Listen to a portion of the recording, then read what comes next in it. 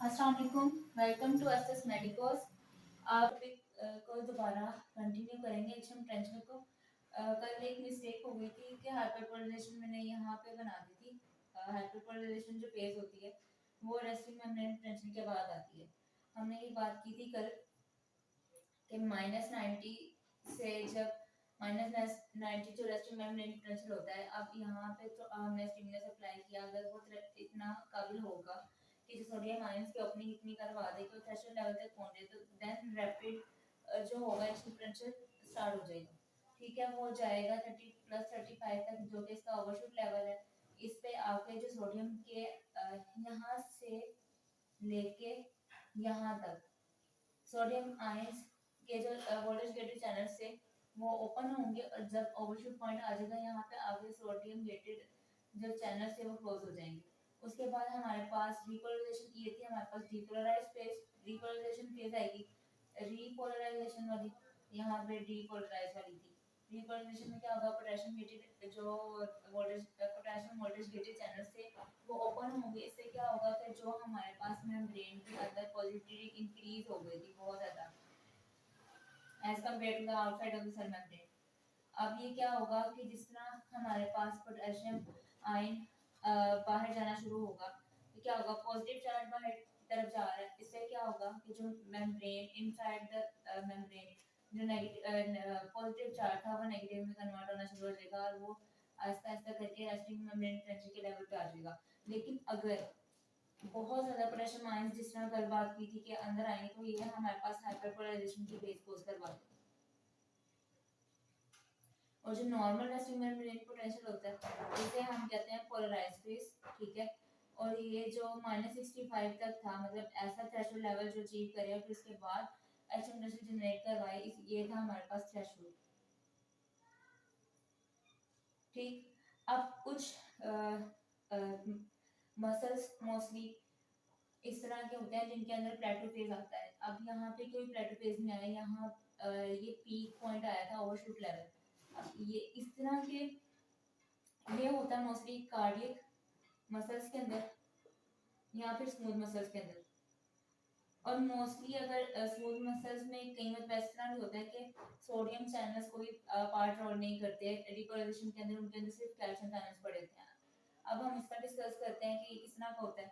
यहाँ से जो हमारे पास चार रेस्टिंग मेम्ब्रेन पोटेंशियल -90 हो सकते हैं या -80 होगा। यहाँ पे कोई भी स्टिमुलस हमने अप्लाई किया, वो इस काबिल था कि वो थ्रेशोल्ड लेवल तक पहुंच जाए। ठीक है, ये जो ग्रीन कलर शो किया ये थ्रेशोल्ड तक का लेवल शो किया। ठीक है, इसके बाद क्या होगा कि जो हमारे पास, अब जैसा हमने देखा था कि सोडियम आयन जो सोडियम वोल्टेज गेटेड चैनल थे, वो फिर भी थोड़ा सा टाइम ले रहे थे ओपन अप होने के, अप्रोक्सीमेटली 0.1 मिली सेकेंड ले रहे थे। लेकिन जो कैल्शियम वोल्टेज गेटेड चैनल्स होते हैं, ये हमारे पास 0.2 टू 0.3 सेकेंड्स लेते हैं ओपन होने में, मतलब डिलेड ओपन होते हैं, जिसकी वजह से हम इन कैल्शियम चैनल्स को कहते हैं स्लो चैनल्स। और इन सोडियम जो चैनल्स थे voltage gated channels, sodium channels को हम कहते हैं फास्ट चैनल्स, कि बहुत रैपिडली ये जो है ना एक्शन पोटेंशियल की पीक बना देते हैं। अब जो कैल्शियम गेटेड चैनल्स होते हैं ये स्लो ओपन होते हैं, जिसकी वजह से क्या होता है, ये प्लेटो फेज आता है और ये मेंटेन रहता है। जब ये प्लेटो फेज एंड होता है, तो यहाँ पे जो कैल्शियम और सोडियम चैनल्स हैं दोनों ही बंद हो जाते हैं। जब ये बंद हो जाएंगे, इसका मतलब है कि डिपोलराइजेशन फेज जो थी वो खत्म हो जाएगी। अब उसके बाद यहाँ से यहाँ तक पोटेशियम आयंस, पोटेशियम जो वोल्टेज गेटेड चैनल्स हैं वो एक्टिवेट होंगे। जब वो एक्टिवेट होंगे तो डिपोलराइजेशन करा देंगे। ठीक है, डिपोलराइजेशन करवाएंगे तो क्या होगा कि जो फिर दोबारा inside the membrane negative charge हो जाएगा और outside the membrane positive charge. इसके बाद ये कैल्शियम वोल्टेज गेटेड चैनल और सोडियम गेटेड चैनल जो फास्ट चैनल और ये स्लो चैनल से ये दोनों मिला के डिपोलराइजेशन फेज बनाएंगे। अब हम ये चीज देखेंगे कि एक्शन प्रेशर का जनरेट हो गया, अब ये प्रोपेगेट किस तरह करेगा। प्रोपेगेशन ऑफ nerve impulse, लेकिन इसको करने से पहले हम एक चीज देखेंगे कि नर्व इम्पल्स क्या है। डीपोलराइजेशन क्या थी, हमारे पास जो पॉजिटिव चार्जेस थे इनका मूवमेंट करना। अब किसी भी नर्व या फाइबर के अंदर जब डीपोलराइजेशन जो होगी ये डेवलप होगी या मूव करेगी, तो इस चीज को हम कहते हैं नर्व इम्पल्स। ठीक है, अब प्रोपगेशन क्या है कि ये नर्व इम्पल्स एक जगह से दूसरी जगह जाती है या नहीं। तो इसका इसकी जो मेन कॉन्सेप्ट है ये है कि अगर हमने कोई भी स्टिमुलस इस रीजन में दिया, जो यहाँ पे नेगेटिव चार्जेस थे इनसाइड और आउटसाइड पॉजिटिव चार्ज पड़े हुए थे, ठीक है, हमने कोई भी स्टिमुलस दिया, यहाँ पे भी नेगेटिव चार्ज है। अब स्टिमुलस दिया है जिसकी वजह से voltage gated sodium channels activate हुए, जब वो एक्टिवेट होंगे वो क्या करेंगे कि सोडियम की जो एंट्री करवा देंगे। अब सोडियम की आप समझें कि एंट्री हो चुकी हुई है, यहाँ पे हो गई, ठीक है। ये थ्रेशोल्ड लेवल का था या सब थ्रेशोल्ड लेवल का था। अगर सब थ्रेशोल्ड लेवल का था तो हम मल्टीपल टाइम्स जो स्टिमुलस देंगे ताकि थ्रेशोल्ड लेवल तक पहुंचे। अब यहाँ पे सोडियम आयंस आ गए। अब ये जो सोडियम आयंस आएंगे वो एक जगह टिके नहीं रहेंगे, सोडियम आयंस यहाँ पे और यहाँ पे मूव करेंगे, जिसकी वजह से क्या होगा कि मोर सोडियम आयंस अंदर आना शुरू हो जाएंगे और ये जो चार्ज है पॉजिटिविटी है ये थ्रू आउट द मेम्ब्रेन मतलब मूव करना शुरू कर देगी। और प्रोपगेशन की कोई डायरेक्शन नहीं होती, ये ऑल डायरेक्शंस में मूव कर रही होती है, right side, left side, upward, downward, ठीक है। अब इसके बाद एक प्रिंसिपल है ऑल और नथिंग प्रिंसिपल।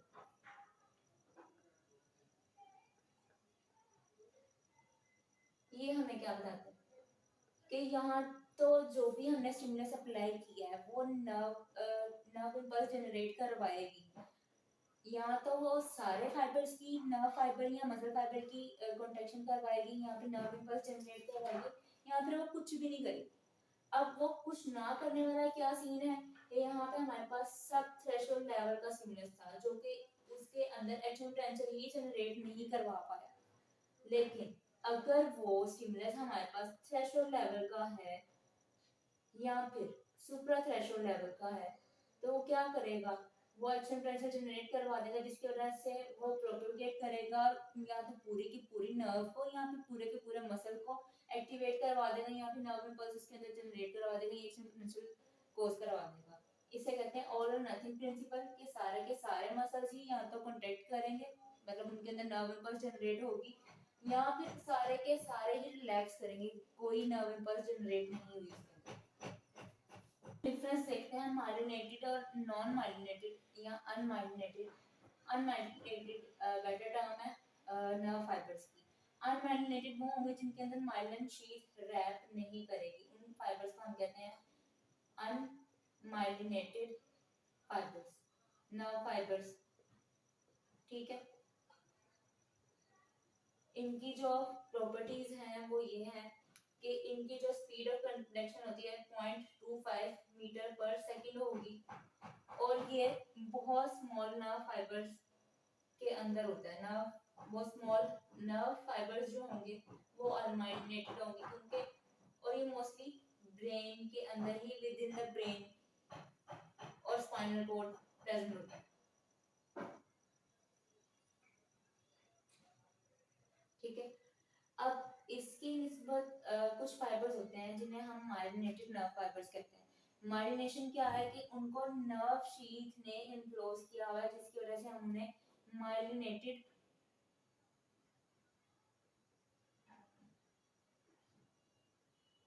नर्व फाइबर्स कहते हैं,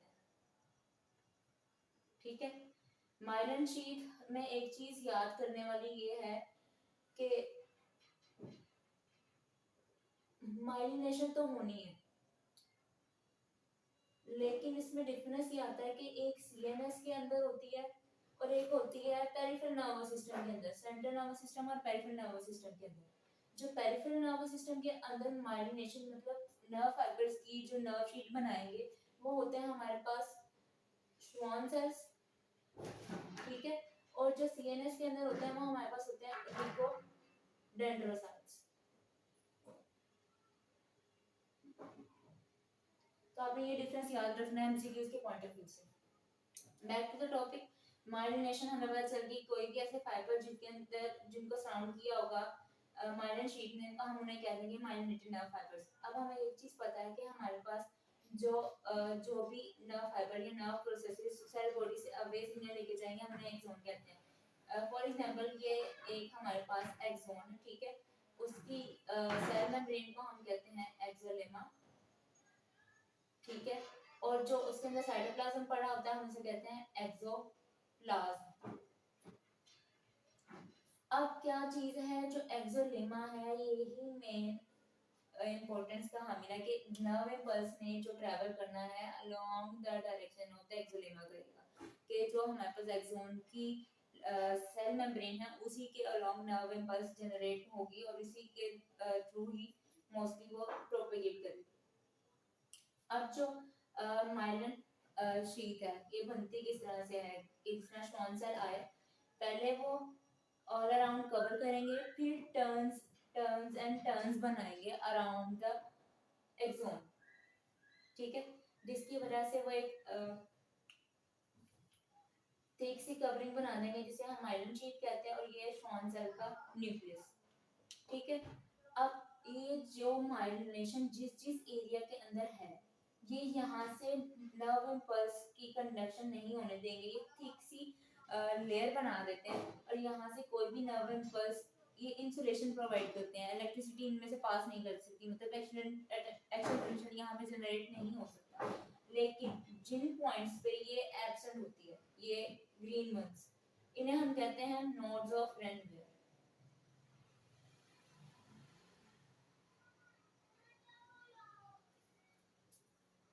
अब इनके इस माइलिन शीट के अंदर जो फ्लूइड पाया जाता है इसे हम क्या कहते हैं, वो लिपिड लाइक सब्सटेंस होता है, इसे हम कहते हैं स्पिंजोमाइलिन,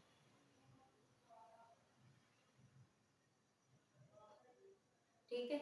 अब इसके बाद ये चीज थी, हमें एक्सोन का पता चल गया, एक्सोन है, इसके अंदर जो फ्लूइड पाया जाएगा उसे हम एक्सोप्लाज्म कहेंगे, जो इसकी लेयर थी सेल मेम्ब्रेन थी एक्सोन की, उसे हम एक्सोलेमा कहेंगे, जो इसकी आउटर कवरिंग है ये माइलिन शीट है, ठीक है, और इसके अंदर जो फ्लूइड होगा उसे स्पिंजोमाइलिन कहेंगे, और जो इसका न्यूक्लियस है ये श्वान सेल का, अगर पेरिफेरल नर्वस सिस्टम मतलब ये पेरिफेरल नर्वस सिस्टम में श्वान सेल का न्यूक्लियस होगा, सेंट्रल नर्वस सिस्टम की बात करेंगे तो ओलिगोडेंड्रोसाइट का न्यूक्लियस होगा। अब जो पॉइंट्स पे ये कवरिंग नहीं कर रही 2 to 3 मिलीमीटर्स अप्रोक्सीमेटली, जिन एरियाज को ये अनकवर है, जहाँ पे माइलिन शीट नहीं है, मतलब यहाँ पे इंसुलेशन नहीं है, यहाँ पे पॉइंट्स हैं जहाँ से वो नर्व इम्पल्स जनरेट करवा सकते हैं, इन्हें हम नोड्स ऑफ रेनवियर कहते हैं, ठीक है। अब क्या होगा कि नोड्स ऑफ रेनवियर की पता चल गई। अब जो माइलिनेटेड नर्व फाइबर्स होते हैं उनमें जो नर्व कंडक्शन होती है उसे हम कहते हैं सॉलिटेटरी नर्व कंडक्शन। सॉलिटेटरी मतलब क्या, कि हमें इस तरह लग रहा होता है कि ये जो नर्व इम्पल्स है नोड टू नोड जंप कर, अब हम इसका मैकेनिज्म देखते हैं कि ये हमें इस तरह से लग क्यों रहा। नर्व इम्पल्स आई, ठीक है, सॉरी स्टिमुलस आया, उसने पहले तो थ्रेशोल्ड लेवल तक पहुंचेगा, सोडियम चैनल्स एक्टिवेट होंगे, फिर सोडियम वोल्टेज गेटेड चैनल्स, ठीक है, सोडियम आयंस अंदर आएंगे। अब सोडियम आयंस यहाँ से अंदर आना शुरू हो गया है within the exoplasm, sodium ions आ गए, प्लस ये यहाँ से प्रोपेगेट करेंगे, एक जगह पे तो रहेंगे नहीं, यहाँ से यहाँ पे जाएंगे, यहाँ पे भी नर्व इम्पल्स जनरेट करवा देंगे, इस डायरेक्शन में भी नर्व इम्पल्स जनरेट करवा देंगे।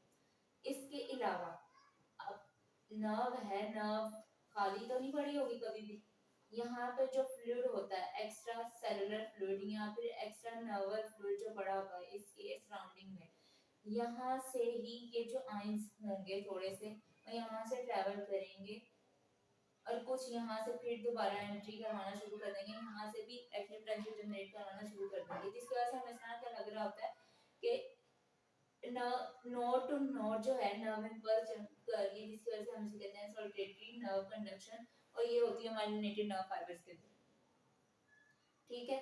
और इसकी माइलिनेटेड और माइलिनेटेड नर्व फाइबर्स का डिफरेंस कर देते हैं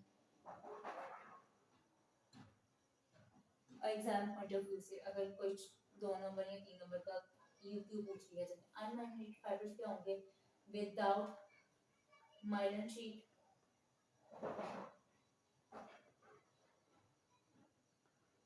ये होंगे विद माइलिन शीट। और इसमें आप लोग ये डिफरेंस लिख सकते हो कि अगर हमारे पास सीएनएस के अंदर है तो हमारे पास आ जाएगा ओलिगोडेंड्रोसाइट जो होंगे वो इसकी माइलिनेशन कराएंगे,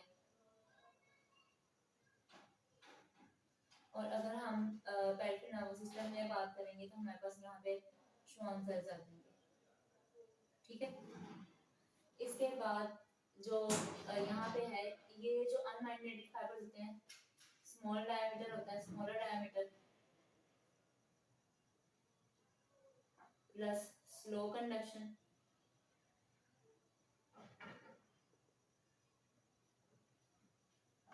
नर्व इम्पल्स कंडक्शन या एक्शन ट्रांसफर कंडक्शन। ठीक है। इसके बाद ये है कि इसकी जो स्पीड होती है नर्व इम्पल्स को कंडक्ट करवाने की, वो 0.25 मीटर पर सेकेंड होती है, और ये स्मॉल नर्व फाइबर्स के अंदर होते हैं। नर्व फाइबर्स के अंदर होते हैं प्रेजेंट। अब अनमाइलिनेटेड फाइबर्स में और टोटली होगा लार्ज डायमीटर होगा इनका। ठीक है। इसके अलावा जो होंगे यहाँ पे फास्ट नर्व कंडक्शन होगी जिसे हम सोल्टेटरी नर्व कंडक्शन भी कहते हैं। ठीक है। इसके बाद जो होगी ये 100 मीटर पर सेकंड ट्रेवल करेगी नर्व इम्पल्स, और ये होगी लार्ज माइलिनेटेड या लार्ज नर्व फाइबर्स के अंदर।